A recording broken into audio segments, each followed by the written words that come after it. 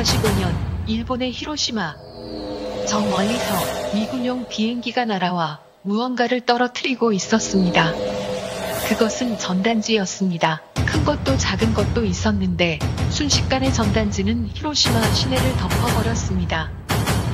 그것은 무서운 경고문이었습니다. 광도 시민 여러분, 1945년 8월 6일에 원자탄을 투하할 터인데 살아남을 자가 없습니다. 50km 밖으로 대피해야 살 수 있습니다. 그러나 대부분의 히로시마 시민들은 이 경고문을 무시하고 믿지 않았습니다. 하지만 극소수의 사람들만이 이 경고를 믿고 히로시마를 빠져나갔습니다. 거짓말인 줄 알았는데 드디어 8월 6일 서쪽에서 비행기가 날아와 엄청난 파괴력을 지닌 원자탄을 떨어뜨렸습니다. 번쩍 하는 순간에 상승광동이 거의 죽었고 순식간에 광도는 죽음의 도시가 되어버렸습니다. 왜 이런 불행을 당했습니까? 그것은 경고를 무시했기 때문입니다. 하나님도 이 세상에 살고 있는 우리들에게 경고를 하고 있습니다. 성경은 우리는 모두 죄인이며 세상의 마지막 날에 심판을 받게 되고 죄로 말미암아 영원한 지옥에 빠진다고 말하고 있습니다. 이 심판을 피할 수 있는 길은 예수님을 믿는 것이라고 경고하고 있습니다. 그러나 많은 사람들이 이 경고를 무시하고 믿지 않습니다. 마치 히로시마 사람들처럼 믿지를 않습니다. 히로시마 사람들은 경고를 믿지 않았지만 8월 6일에 폭격이 있었습니다. 경고를 믿지 않는다고 경고가 사라지는 것일까요? 하나님의 경고를 받아들이셔서 예수를 믿으십시오. 지금도 늦지 않았습니다. 네, 금난교회에서 제작한 전도 영상인데요. 영상에서 보시듯이 오늘이 그 날입니다. 73년 전 오늘 8월 6일 뜻밖의 그 일이 일본뿐만 아니라 우리나라 국민들도 많은 피해를 입은 그 히로시마 원자 폭탄 사건이 발생했습니다. 마침 요즘 그 폭탄과 관련이 있는 한 과학자를 다룬 영화도 곧 나오고 있는데요. 그 일이 실제로 일어날 때까지는 절대로 상상할 수도 없었던 뜻밖의 일이 일어난 것입니다. 체르노빌 원전 사고도 그보다 훨씬 뒤에 있었던 일이고, 그렇기 때문에 이런 종류의 큰 폭발과 열과 빛에 휩싸여 순식간에 일정 반경에 있는 모든 것들이 싹 사라지고 또 방사능이 누출되어서 엄청난 후유증을 발생시키는 이런 폭발은 그 전에는 이 지구상에는 없었던 일입니다. 그때가 첫 경험인 거죠. 73년 전 8월 6일 그때가 첫 경험이었습니다. 그리고 이제 핵무기 시대의 서막을 알리는 사건이 됩니다. 지금 우리는 경계를 하고 있어요. 핵무기에 대해서 경계를 하고 있죠. 지금 어딘가에 핵폭탄이 떨어지면 어떻게 될지를 우리는 익히 상상할 수가 있습니다. 왜냐하면 이런 종류의 폭발을 경험했기 때문이에요. 그래서 오히려 전쟁이 억제되는 측면도 있는데 이게 다 지금은 알기 때문입니다. 얼마나 무시무시한지.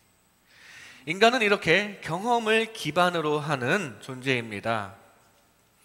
오늘 예수님께서는 예루살렘 성전의 파괴를 가지고 거의 누가복음 21장 내내 말씀하십니다. 예루살렘 성전의 파괴는 당시 유대인들에게는 상상할 수도 없는 일이었거든요. 하나님을 잘 섬기다던 유대인들의 신앙의 상징이기 때문입니다. 그것이 파괴된다는 거예요.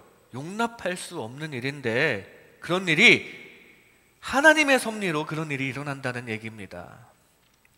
뜻밖의 일이. 그래서 믿고 싶지 않은 일이 일어났다는 얘기예요. 실제로 그런 일이 일어났고요. 하나님께서는 로마라는 세상 세력을 활용하시면서 하나님의 백성들을 심판하셨습니다. 그게 1차적으로는 예루살렘 성전의 파괴로 실현됩니다. 그리고 예수님께서 이 말씀을 하신 진짜 이유는 따로 있습니다. 그저 당시의 정치적인 상황에만 초점을 맞춰서 너네 자꾸 이렇게 그렇게 애지중지하는 성전 거기에만, 그 겉모습에만 집착하지 마라, 뭐 그런 걸 말씀하시려는 게 최종 목표는 아니에요.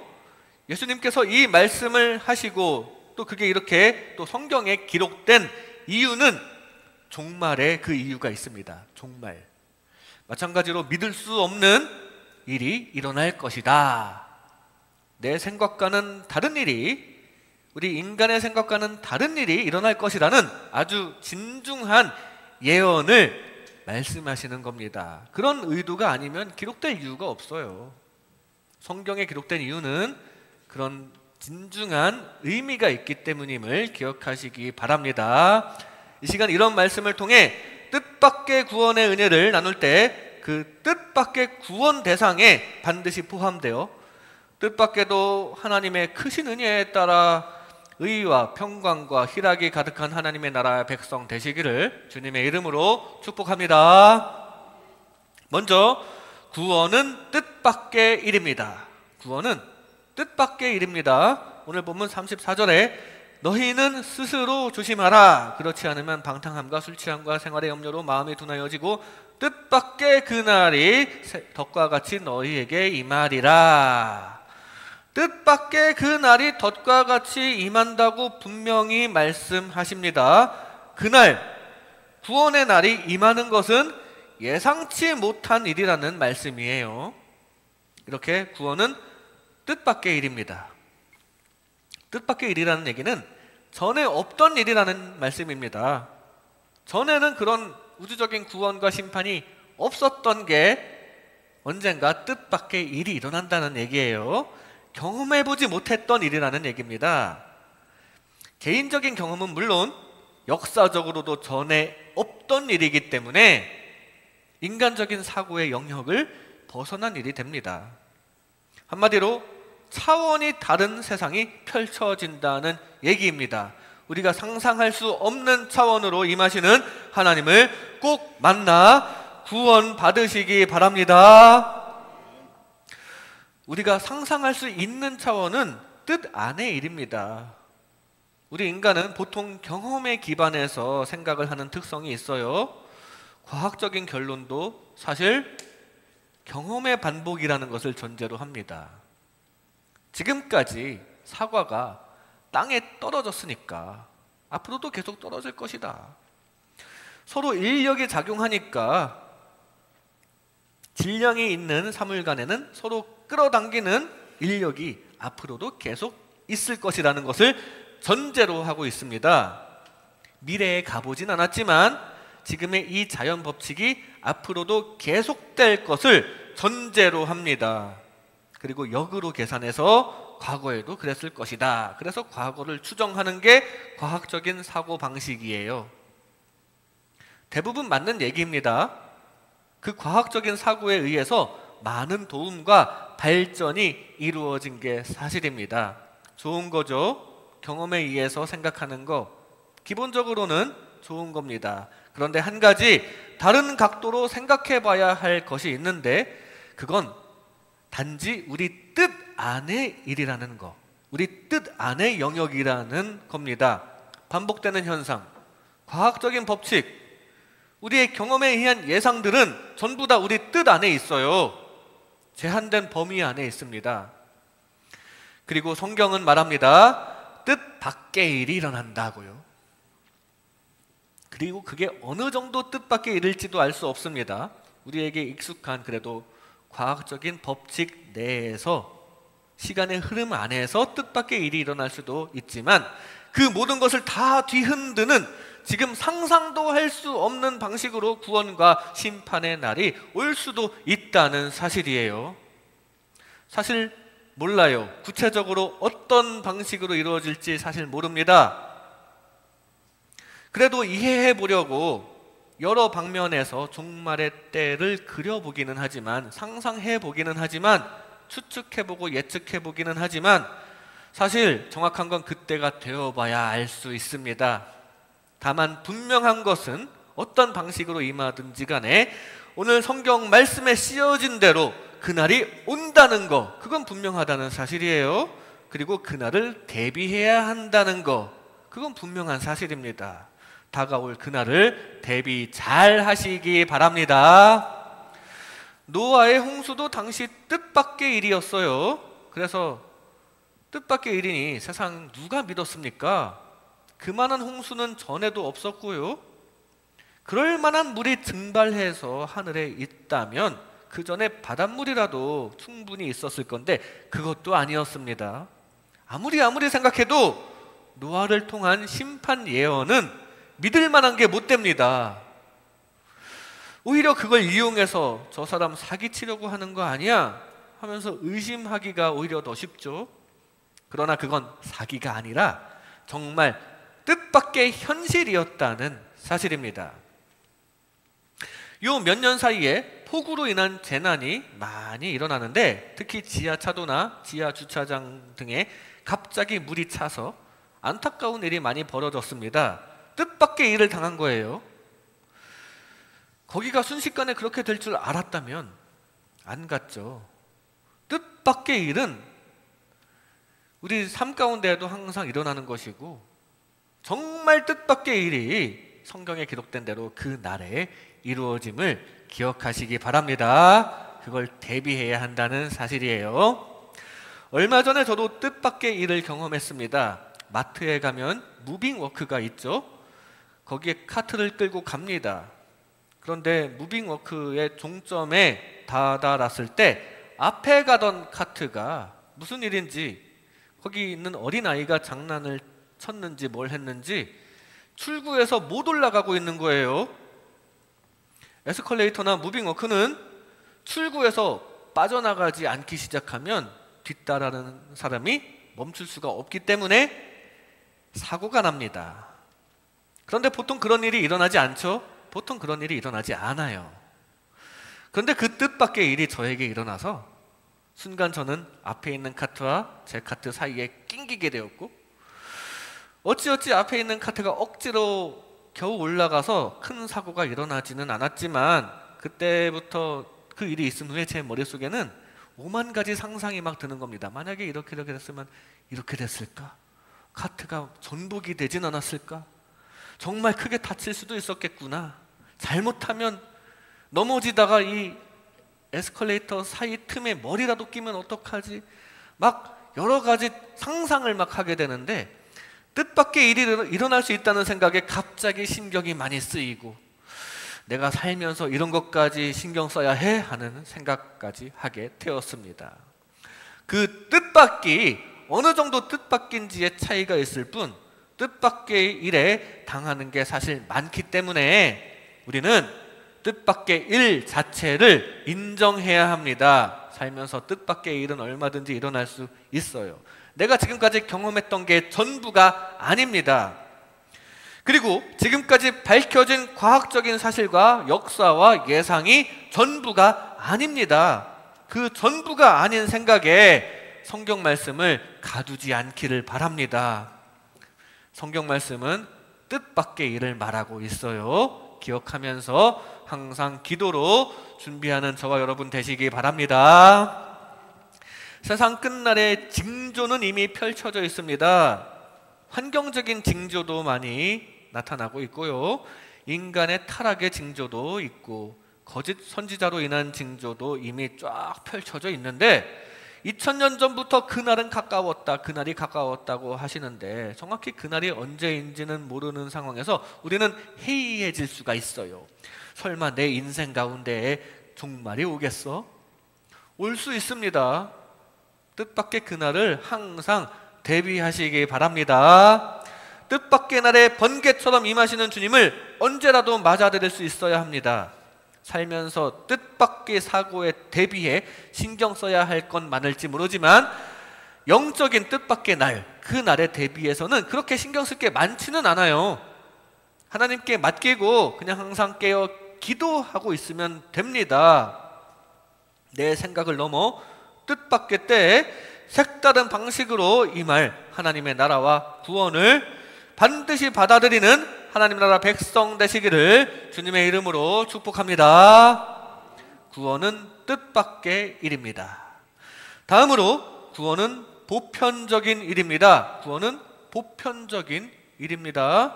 오늘 보면 35절 말씀에 이 날은 온 지구상에 거하는 모든 사람에게 임하리라. 모두에게 임한다고 말씀하십니다. 이스라엘 백성들에게만 해당되는 것도 물론 아니고요. 그래서 이 당시부터도 본격적으로 이방을 향해 복음이 전파되기 시작했죠. 그리고 믿는 사람만, 교회 다니는 사람만 예수님을 보는 것도 아닙니다. 안 믿는 사람도 심판하러 오시는 예수님을 만나 심판받게 된다는 얘기예요. 교회는 그냥 그들끼리의 네트워크가 아닙니다. 교인들만의 종교가 기독교가 아니라 온 인류의 미래에 결정적인 영향을 끼치는 종교예요. 아니, 이건 현실입니다. 심지어 죽은 영혼들도 포함됩니다. 온 지구상에 거하는 모든 사람에게는, 지금까지 살았었다가 죽은 모든 영혼까지 포함하여 모두에게는 영향이 전해집니다. 온 인류에게 영향을 끼친다는 사실이에요. 이렇게 구원은 보편적인 일입니다. 바울은 디모데에게 편지하기를 모든 사람을 위해 기도하라며 하나님은 모든 사람이 구원을 받으며 진리를 아는 데 이르기를 원하신다고 증거했습니다. 모든 사람에게 구원이 열려 있고요. 열린 구원을 받지 않으면 그에게는 심판이 열리게 됩니다. 히로시마에서도 구원 아니면 심판이었어요. 피난 가는 데 성공한 사람이 구원받은 것이라면 거기서 의심이나 나태함에 의해 구원받지 못한 자는 피해자가 됩니다. 구원의 부재는 중립이 아니라 심판이라는 사실이에요. 그리고 그것은 보편적으로 모두에게 닥친 운명입니다. 그 운명 앞에서 반드시 구원의 대열에 계시기를 주님의 이름으로 축복합니다. 요한복음 3장 14절부터 16절까지 보면 모세가 광야에서 뱀을 든 것 같이 인자도 들려야 하리니 이는 그를 믿는 자마다 영생을 얻게 하려 하심이니라. 하나님이 세상을 이처럼 사랑하사 독생자를 주셨으니 이는 그를 믿는 자마다 멸망하지 않고 영생을 얻게 하려 하심이라. 이 말씀 가운데 이는 그를 믿는 자마다, 그를 믿는 자마다라는 말에 주목해야 합니다. 모세가 광야에서 뱀을 들었을 때 바라만 보는 자는 누구나, 그를 믿는 자마다 누구나 다 구원을 받았고, 예수님께서 십자가에서 높이 달리셨을 때 그 십자가 대속에 예수님을 믿고 마음으로 바라보는 자마다 모두가 다 구원을 받는 줄로 믿습니다. 모든 이가 구원을 받습니다. 보편적인 원리예요. 믿기만 하면 되는 것을 잊지 마시기 바랍니다. 우리나라가 광복되었을 때 그 광복의 기쁨은 나라 전체에 임했습니다. 나라 전체에 다 광복의 기쁨이 임한 거예요. 그 중에는 광복을 그토록 소망하던 사람도 있었겠지만 그냥 체념하고 있었던 사람도 있을 것이고요. 심지어 광복을 원하지 않는 사람도 있었을 겁니다. 그냥 이대로 그냥 살아가지 뭐 하는 사람도 있었을 거예요. 사람은 다양하기 때문에 그 중에는 당시 주도 세력에 편승하여 오히려 상대방과 친한 사람도 있습니다. 그런데 그 중에서 그 모든 사람들 중에 광복을 원하는 사람에게만 광복이 주어진 게 아니죠. 나라 전체 보편적으로 전부 구원을 얻은 것입니다. 심지어 친일파도 광복의 은혜를 받아요. 보편적으로 임하는 은혜이기 때문입니다. 마찬가지로 죄를 많이 지은 사람도 적게 지은 사람도 보편적인 구원의 은혜를 받습니다. 이후에 상급의 차이가 있을지언정 전체적으로 해방되는 건 보편적인 은혜예요. 그런데 어떤 사람이 그게 싫어서 받아들이지 않으면 난 광복이 싫어, 난 저쪽 나라에 가서 살래, 받아들이지 않으면 어쩔 수 없죠. 심판받습니다. 그러나 우리 예수님께서는 우리 모두를 받아들이십니다. 다 용서해 주십니다. 세상 사랑을 극복하지 못하여 그 은혜를 차버리지 말고 그 예수님의 은혜를 받아들이시기 바랍니다. 보편적으로 다 임하는 하나님의 기쁘신 은혜를 받아들여 주님 주시는 악령으로부터의 광복을 주시거든요. 주님 주시는 그 광복을 누리시기 바랍니다. 하나님은 구원을 준비하시기를 완료하셨어요. 십자가로 구원의 준비가 다 된 거예요. 그래서 구원이 지금 모든 사람의 머리 위까지 다 와 있습니다. 여러분 모두와 모든 인류, 심지어 악한 사람들의 머리 위에도 보편적으로 구원이 다 열려 있어요. 그리고 그걸 마음으로 믿어서 그 구원을 잡아야 되는데, 그러지 않으면 정말 뜻밖의 심판이 또 모든 인류에게 보편적으로 임합니다. 히로시마 같은 한 도시에만 임하는 게 아니라 온 우주에 임한다는 사실입니다. 보편적인 일이에요. 한 사람의 예외도 없는 이 보편적으로 주어지는 구원을 받아들이지 않는 자에게 임하는 심판 사이에서 반드시 구원받는 주님의 나라 백성 되시기를 주님 이름으로 축복합니다. 구원은 보편적인 일입니다. 마지막으로 구원은 하나님의 은혜입니다. 구원은 하나님의 은혜입니다. 누가복음 오늘 말씀 36절 말씀에 이러므로 너희는 장차 올 이 모든 일을 능히 피하고 인자 앞에 서도록 항상 기도하며 깨어있으라 하시니라. 뜻밖의 닥칠 이 일에 대비하여 피해를 당하지 않기 위해서 항상 기도하며 깨어있으라고 말씀하십니다. 해결법은 기도하며 깨어있는 것인데, 그 말은 즉 기도로 하나님의 도우심을 받으라는 거예요. 내가 하려고 하지 말고 하나님의 은혜를 받으라는 겁니다. 그래서 기도하라는 거죠.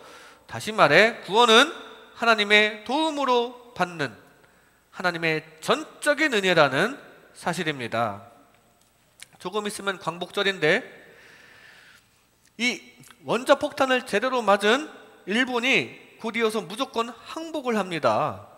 그리고서는 우리나라도 압제해서 풀려나게 된 거예요. 따지고 보면 우리가 뭘 잘해서 광복을 얻은 게 아니죠.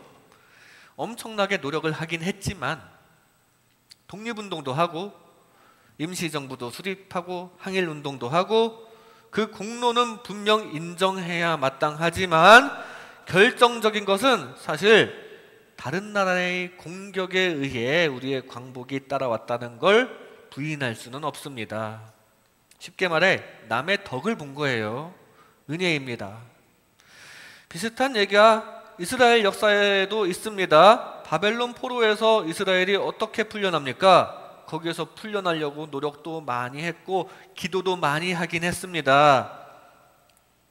그러나 결정적인 것은 하나님께서 기도하시고 기도에 응답하시고 섭리하셔서이긴 하지만 결정적인 것은 페르시아라는 다른 나라의 공격에 의해 해방이 따라왔다는 사실입니다. 은혜입니다. 역사적으로는 페르시아의 은혜이고 그것까지 섭리하시는 하나님의 은혜로 하나님의 백성들, 이스라엘 백성이 포로에서 풀려났다는 사실이에요. 그리고 이것은 우리의 영적인 구원을 예표합니다. 우리는 영적으로 사탄에게 잡혀 있어요. 사탄에 속박되어 있습니다. 우리 모두가 이 땅에서 사탄의 영향을 받고 있는 중입니다. 지금 일단 죄를 안 지을 수가 없는 상태이고요. 죄 때문에 저주받은 세상에서 온갖 고생을 경험하며 지금도 살아가고 있어요. 그런데 여기서 우리를 구원해 주신다는 겁니다. 어떻게 구원해 주십니까? 우리의 지배자인 사탄을 심판하시고 물리쳐 주시고 승리하시는 예수님께서 우리를 의와 평강의 희락의 나라로 건지시는데, 이거 하나님의 은혜라는 사실입니다. 우리의 노력이 아니라 하나님께서 사탄과 싸워 승리하시는 바람에 우리가 해방이 되는 거예요. 하나님의 전적인 은혜라는 거 기억하시기 바랍니다. 바리새인들이 그렇게 책망을 받은 이유가 하나님의 방식을 모르고 자기를 드러내려고 했기 때문입니다. 사실 이 세상에서는 자기를 드러내는 게 맞아요. 어느 정도 자기 PR을 해야지 그냥 가만히 있는다고 알아주지 않는 경우가 많습니다. 그러나 하나님은 다릅니다. 하나님은 다 아세요. 우리가 하나님 앞에 자기 PR을 할 필요가 없습니다. 다 아시는 분입니다. 그 하나님께서는 다 아시는 분이라는 걸 알면서 자기 의를 드러낸다? 그거 사람에게 보이려는 속셈으로 그렇게 하는 것입니다. 내 방식으로 해서 사람들에게 인정 좀 받아야지. 내가 좀 잘하는 것처럼 보여줘서 사람들에게 인정받아야지. 그래서 예수님께 바리새인들이 책망받은 거예요. 오로지 회개할 것밖에 없다던 세리처럼 하나님의 전적인 은혜를 받아들이고 그 은혜에 감사 감격하여 절로 나오는 회개와 저절로 나오는 찬양으로 하나님을 섬기시기를 바랍니다. 그러다가 내 방식이 아닌 하나님의 방식으로 이루시는 은혜로 주시는 구원을 감사함으로 얻으시기를 주님의 이름으로 축복합니다. 아까 우리가 본 영상에 토대가 된 사실이 조금 왜곡된 사실이라는 얘기도 있습니다. 이 공격 전반에 대한, 일본에 대한 미국의 공격 전반에 대한 경고는 있었어도 자세한 경고, 그 히로시마 그 도시의 원폭 투하를 구체적으로 경고하지는 않았다라는 이야기도 많아요.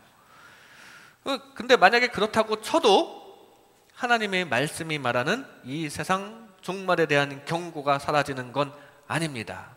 뭐 그 이야기가 만약에 잘못되었다면 그거 잘못됐다고 뭐 이걸 근거로 이야기를 하세요. 그게 아니라 이 히로시마 영상은 하나님의 심판 경고의 근거로서 제가 보여드린 게 아니고요. 이해를 돕기 위한 에피소드로 우리가 이해하시면 되겠습니다.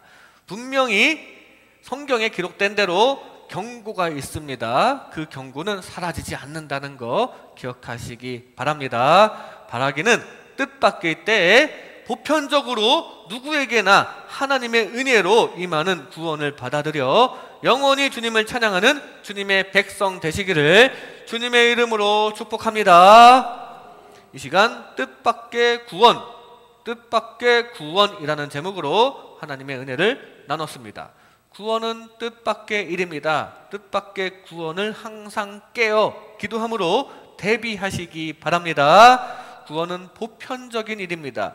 예외 없이 임하는 구원을 믿음으로 받아들이시기 바랍니다. 구원은 하나님의 은혜입니다. 하나님의 방식으로 임하는 구원을 감사함으로 얻으시기를 주님의 이름으로 축복합니다.